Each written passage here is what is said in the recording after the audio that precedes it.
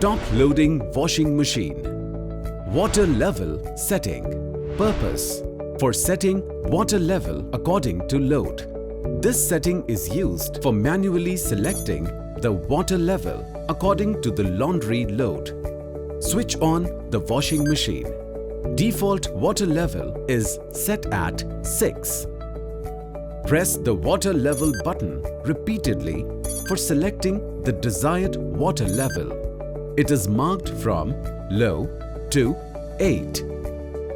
Water level LED display has 4 LEDs, each having 2 functions: blinking and continuous glow. Blinking LED water level is low, 3, 5, 7. Continuous glow LED water level is 2, 4, 6, 8.